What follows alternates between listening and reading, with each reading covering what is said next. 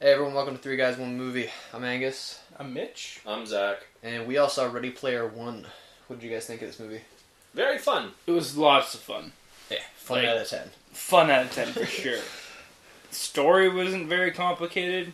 Oh, it was very simple. Very Didn't simple. need to be complicated though. No, I don't think it did at all. But it was just like you said, fun out of 10. Like, just Yeah, just, End of review. fun out of 10. Roll credits. Alright, 35-second review. No, it was really good. There's a lot of, like, at first when I saw the trailers for it, I was like, I'm not seeing this. This looks dumb. Oh, I was psyched for this movie the second I saw that it was announced. It looked fun. No, I was like, excited this for looks it. like Speed Racer versus, like, meets, like, just, I don't know. Speed like Racer Tron. was fantastic. And, like, Speed Racer was shit. And I was like, I love Speed Racer. The VFX on the kid's face as he is in the video game, I was like, it's really cartoony. But It's it is a video game. I know, loved it, but I loved it. No, this was me and my opinion of the trailer. And then when I saw the movie, I'm like, you know what? Like, that racing scene was amazing. That was fun. Yeah, The there's two sequences in this movie: the racing scene and the shining scene. The shining scene fucking surprised amazing. the fucking shit. I've seen the movie twice, and both times I saw it with a fairly full crowd. I think the first time our theater was pretty much sold out. We saw it in like IMAX, but yeah.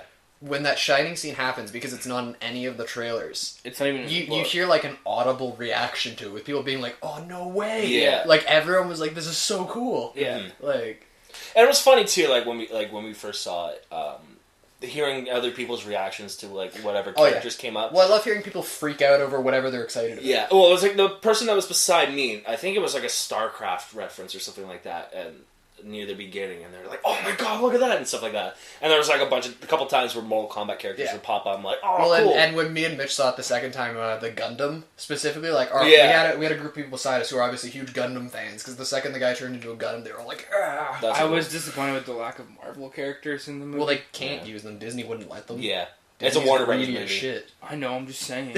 They had Robocop showed They up. had the Joker and Harley Quinn. The race scene takes place in RoboCop's city.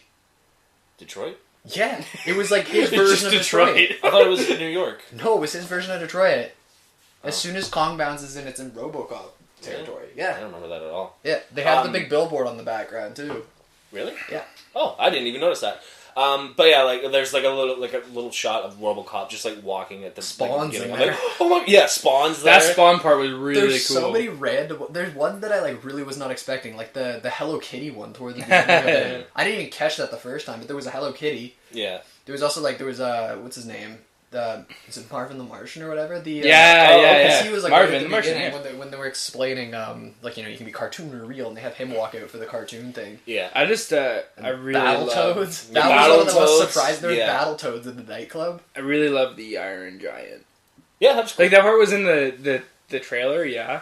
But Iron Giant just holds such a really crucial place in my childhood. I guess. And it was just really cool to see him be used. And people were like complaining like, well, he's not supposed to be a killer. He's like, It's a video game. It's a People video have game custom that avatars. he customized the character as. Yeah. And Well, he was used in defending Yeah. the videoverse or Yeah. whatever you want to call it. Like, Well, there's Oasis. I guess since we're talking about other references, the one debate that I keep hearing about this movie, whether it's for positive or negative, a lot of people who have a negative with this movie is they think that it relies too heavily on nostalgia and has no other depth to it apart from that. Fuck that. Yeah, are you guys on the side Yeah, that thinks fuck that that. it's just pure nostalgia, or is there more to it? I don't think that there needs to be more. Well, I actually think there is. I think this movie has a heart besides. Yeah, no, it's That's what I'm definitely. saying. But I mean, like, it's nostalgia, but it's made by the guy who kind of made it's Steven Spielberg. Well, that's what's so cool about it, because He's it's supposed to be like about the this guy director who, of nostalgia. Yeah. Yeah, it's supposed to be about this guy who shaped so many people's childhoods, which is true for Spielberg. So it's Yeah. kind of cool that Spielberg's the one directing it. Yeah. Spielberg has brought us an insane amount of pop culture characters. And I love the references to zombies, like fucking Jurassic Park. Yeah. With the racing scene there, they got the Jurassic Park or whatever. But I don't think. I think the movie definitely doesn't have well developed enough characters. Yeah. It's Totally willing to say not that, enough but it also time to didn't do it, though. bother me. Because I felt this way when reading the book too. Like, I've actually read the book. I I never felt that the main characters were the main character. I felt that the world was the main character, Absolutely, and I got that vibe with the movie as well. It's the Definitely. world that's the character you're paying attention to. It's not the two protagonists. Mm-hmm. I just love the side, like, the high five. Yeah. The entire crew. Well, I love that show's an 11-year-old. I love that. You said that they changed that in the, like, it wasn't Yeah, like I that in don't the think book. it was mentioned in the book, But unless I'm remembering it correctly. I just love it that he goes, "You're like the world's most badass 11-year-old." And he's like, "I know." He knows or whatever. Let him tell me. Like, I love that scene. I also, awesome. Olivia Cook's charming as hell. Oh Like, my God, everything, yeah. she needs to be in more movies. Yes, she does. She's great. I think she will be. Yeah, Because she's done she's great. like so much lately. Yeah. That I think that it's really helping her career because she deserves it. Mhm. The kid that plays the main character, He was good. He was good. Yeah, he's He good. wasn't like standout good, but he was good. Yeah, he was fine. He held his. He It his own. was a good casting. Like the Yeah. villain is really over the top, But I like But it. that's part of Way. it. No, Yeah. I Yeah. liked that. It was. I fun. loved the part where his password was on his machine. Well, the boss man. Boss Man 69. Yeah. Like, it was such a childish joke, but like Yeah. it worked so well. And like even his like avatar, like was really basic, but it was like very like this is a corporate dude. Like, Well, I guess that's like my biggest thing with why I love this movie so much. Like I saw it twice and it still, in my opinion, held up really well the second time around. Is this movie kind of made me feel like a kid again? Oh, for sure. And not just in terms of like, oh, that's something I recognize from childhood. Like it on a deeper level than that, this movie just took me back to like a simpler time when movies exist to entertain you instead of educate you. exactly. And the funny thing is, Because it's in the future where I'm it's so not a simple time. annoyed with every blockbuster now needing to have some sort of a political motive or needing to make commentary about this or the other thing. Was there I not a love that political this motive movie- to this film though? Well, Not there's nothing really. wrong with doing something like that, but I mean, like even with something like this, It's how very simple basic it good is. and evil. It's not And that's like it. in a Transformers ways where it's done really cynically. No, it's not that There's a dumb lot of either. heart. No, it's and like, but it's got a lot of heart to it. It's Yeah. made with love. You can really tell. And the thing is that you know, like you see a lot of like '80s films and '90s films that depict the future, and like we get there, and it's like nothing like what they depicted it. I can see like this had some truth to it with the VR experience. I mean, obviously not. It's way more like advanced than what we were VR close chat, to man. be. We're getting there with VR chat. Man. Yeah, but it's something that's not exactly far fetched, and it's really cool. on a technical level too, this movie like deserves some serious awards hype for like VFX and stuff. Oh, 'Cause for sure. If it there's doesn't some- win VFX, the Oscars, there is some like, insane visual effects work in this movie. Mhm. Like especially that racing scene is like the standout one for oh me. Jesus, yeah. But even like the whole final battle scene is Yeah. so well choreographed with all the shit going on in the background, and there's so many really quick, really funny little references in there. Like I love the fact that someone holds up a boombox like and say anything. Yeah, and starts yeah, playing "We're yeah. Not Gonna Take It" by Twisted Sister, and like, and even the. It was so unnecessary, but the fact that they slipped the F-bomb in there with that's fucking Yeah, Chucky. Chucky. Like it's so silly, but it's so much fun. Who says it's fucking Chucky? It was just a random, Oh, random- it was random a- one of Sorrento's henchmen. Yeah. I thought it was funny when it needed to be funny, goofy when it needed to be Yeah. goofy. I just thought it was a really, really fun movie. Yeah. And I'm pissed at myself for seeing the trailers and going, oh, that looks dumb. Because it turned out to be really good. Also, this movie, other blockbusters need to take a note on how to edit a trailer from it, in terms of how little of the movie was actually in the trailer. Yeah. Because watching this movie, I didn't feel like I had the whole movie spoiled for me, whereas I feel that with a lot of, specifically blockbusters more than any other kind of movie. Oh, absolutely. By the time I see the movie, and I've seen, 3-4 different versions of the trailer, I've seen the whole movie. I know every single action sequence. This one had like 3 or 4 different things that happened in it where I was like, okay, cool. One thing, though, is, like, his aunt dies, and he kind of goes, oh, my aunt's dead. Yeah. Okay. Yeah. like, Yeah, there's a couple weird emotional beats. Like, that one's a little weird. I think at the end, the ending's really... It's totally corny, but again, that's kind of why it reminded me of the shit that I watched when I was a kid. And I love the whole, like... Because they always had these really cheesy, perfect resolution, and this... It was the same thing. It was all of a sudden everything's perfect, and, like, Sorrento just doesn't shoot him because Yeah. he got the egg, and he's like, oh, pretty gold thing. Yeah. Like, it's so goofy. that Well, was- no, like, that was supposed to be more like he goes, oh, what am I doing? Like, what am I fighting I know, for? but Like, what is this all that wouldn't about? happen. No, I know, but, like, that was kind of like Spielberg's idea behind It's it. corny, but it works Mhm. because of the kind of movie that it is.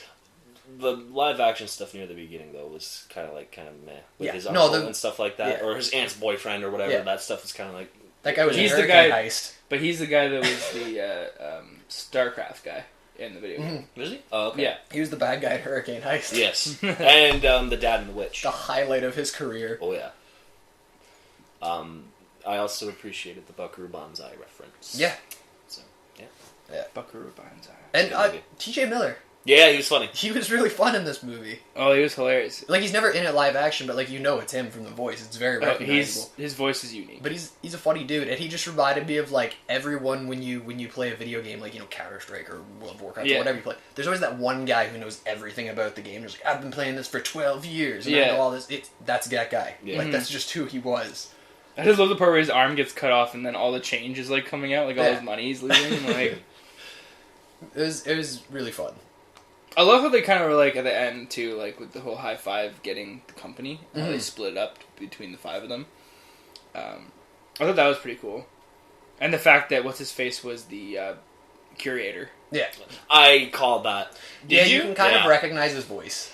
Because I heard that Simon Pegg was going to be in it, and when I heard the curator, it's like, oh, that's Simon Pegg. But then when I saw him, like, It's like a live action. Yeah, the live action. I can't remember his name, but when I saw him and he's doing an American voice, like, oh wait, I thought. And then at the end when it happened, I was like, okay, no, I was right. Called it.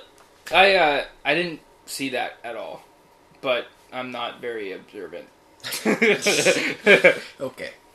I guess wrapping it up, let's do numbers real quick. What did you guys think? You go. I'm gonna look. I want to make sure. I'm gonna see what I gave it. 7.5. Yeah. Yeah. Okay. It was fun.